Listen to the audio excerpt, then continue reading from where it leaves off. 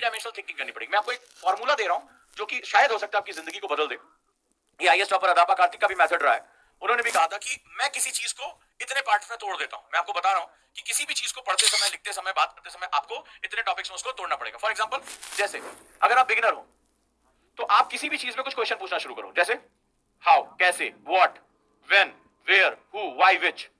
तो ये क्वेश्चन आप पूछने के इसी तरीके से आप आंसर भी डिलीवर करने की आदत डालोगे। जो हम थॉट मैपिंग करते हैं, थॉट मैपिंग मतलब होता है एक सेंट्रल आइडिया, सेंट्रल आइडिया के आसपास आप इस पे कितनी चीजों के साथ इसको लिंक कर सकते हो। अभी जैसे मैंने अभी आपको साक्ष्य वाला क्वेश्चन दिया, अभी इसको मैं नए मेथड में लिखाता हूं और आप देखिए आप उससे ज्यादा पॉइंट क्रिएट कर पाएंगे। तो तुम क्रिएट करोगे, बस आपको अपना तरीका बदलना है।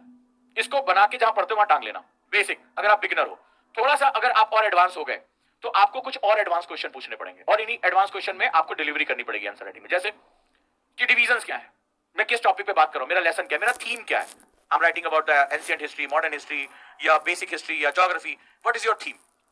Second one is what are the properties I am going to discuss. दूसरा कि इसके कैरेक्टरिस्टिक्स क्या है, इसके गुण क्या है, दूसरा क्वेश्चन होगा।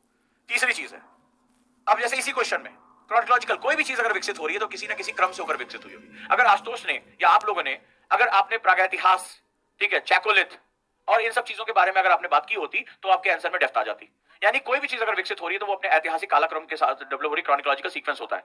तो वो चाहे वो गांधी का आंदोलन हो, चाहे वो स्वेस के मॉडल से लेकर और वर्तमान मोह के मॉडल तक हो, किसी के भी मॉडल तक हो, कोई ना कोई विकास का क्रम होता ही होता है। राइट? तो अगर हम बिग बैंग भी पढ़ते हैं तो बिग बैंग से पहले भी जेफरजीस का मॉडल है, केपलर का मॉडल है, ठीक है, चैम्बरलेन का मॉडल है। तो वो लोगों ने जहां पर कि जो ब्रह्मांड है सिगार की तरह है, फलानी तरह है, करते करते करते ना बिग बैंग थ्योरी तक आते हैं। तो हर चीज का क्या होता है, उसका एक ओरिजिन, उसके डेवलपमेंट का एक सीक्वेंस होता है, हमें वो सीक्वेंस लाना पड़ेगा। नेक्स्ट वन, अगला जो हमारा क्वेश्चन है उस पर आ जाते हैं। किसी भी चीज की स्ट्रक्चर होती है, फॉर्म ऑफ थिंग। इसको समझो कि हम इसके बारे में लिखते हैं कि ये चीज कैसे है, कोई भी हो सकता है। मान लो गांधी जी ने आंदोलन किया, तो पढ़ते समय और लिखते समय दोनों समय ध्यान रखिए ये आंदोलन कैसे उन्होंने इस पर किया। जैसे गांधी के आंदोलन के पढ़ोगे तो उन्होंने लोगों को चरखा काटना सिखाया, ठीक है, लोगों को स्वावलंबी करना सिखाया। सिर्फ आंदोलन ही नहीं किया, पहले चिट्ठी पत्री लिखी, सभाएं की, गांव गांव गए। तो उसका क्या है, ये स्ट्रक्चर क्या है, इसका फंक्शन, ये चीज कैसे काम कर रही है, फंक्शन यानी इसकी कार्यविधि क्या है, what things do. Next one, किसी भी चीज के होने का कारण होता है, रीजन। तो you have to identify reasons, you have to write in the thing.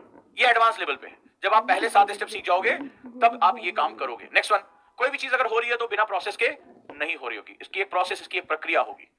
चाहे वो ज्वालामुखी के बारे में पढ़ो ज्योग्राफी में, तो ज्वालामुखी एक प्रक्रिया के अंतर्गत पड़ता है। राइट? अगली चीज, जब और एडवांस पहुंचोगे तो मूल्यांकन करना सीखोगे। Evaluation, things are good, bad, how they are related to each other.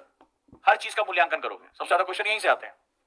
Next one, एक डिफिनेशन अगर जरूरत है तो आप उसकी परिभाषा भी दोगे, और अगर उसमें कोई पर्सनालिटी इन्वॉल्व है तो उस पर्सनालिटी के आसपास भी अपना आंसर रखोगे।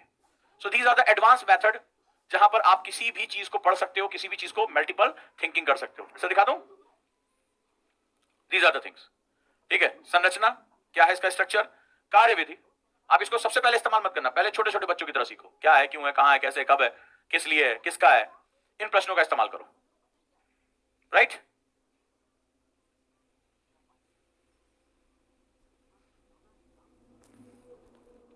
बताओ।